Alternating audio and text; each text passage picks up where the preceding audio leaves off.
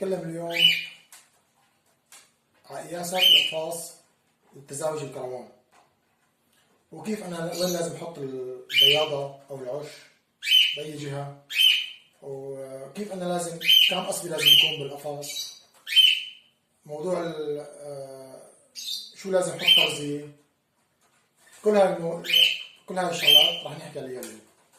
أولا قياس العش، قياس القفص. قياس القفص يعني القفص حاليا موجود بالأسواق السورية، هذا جيد مع انه يفضل انه يكون اكبر منه. طوله تقريبا 70، عرضه 40، ارتفاعه تقريبا 60 سم. هذا مقبول يعني، وليس انه القفص الممتاز. القفص الممتاز لازم يكون 60 سم بارتفاع متر بعرض متر. هذا القفص الممتاز لطائر الكروان او الكوكتيل. انا كم قصبي لازم احط بالقفص؟ المفروض تكون اذا قفص تزاوج تكون قصبه وحده. هلا في كثير ناس بتيجي تختار الاسباط العريضه اللي هي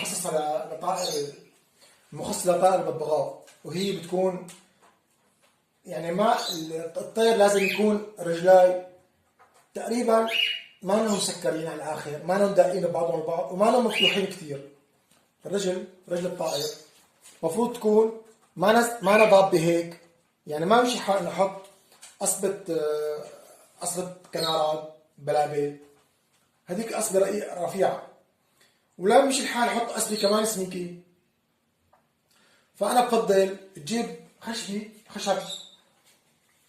سماكة 7 ميلي او سنت وعريض تقريبا شي 4 سنت. هاي ما بحط غير قصبة وحدة للتزاوج. قفص التزاوج المفروض تكون قصبة وحدة بس، بنص القفص وبالقسم بنص القفص تماما، لحتى الطائر لما بيصير في عملية تزاوج بده يكون في مسافة لفوق، وبده يكون الطائر مرتاح. الأنثى لازم تكون يعني حاطة رجليها وثابتة. هون بتكون هيك رجليها ثابتة، اوكي.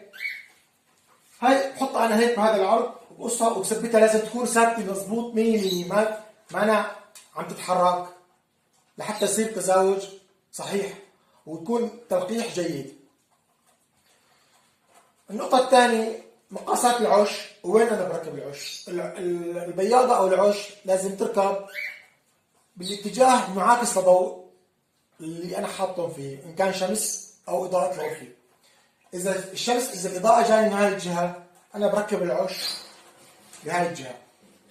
إذا الإضاءة جاية من هون أنا بركب العش بالجهة الثانية. يعني يفضل تركيب العش عكس اتجاه الضوء. مقاسات البياضة لازم تكون 30 25 عرض. دمتم بخير، أنتم وطيوركم، والسلام عليكم ورحمة الله تعالى وبركاته. اللي بحب أي منشور، أي معلومات نحكي فيها، يتفضل يكتبها بالتعليقات، وإن شاء الله بنلبي الجميع. إذا عجبك الفيديو اعمل لايك واشترك بالقناة وفعل زر الجرس ليصلكم كل جديد. وإن شاء الله الفيديوهات كلها تعليمية ومفيدة للجميع.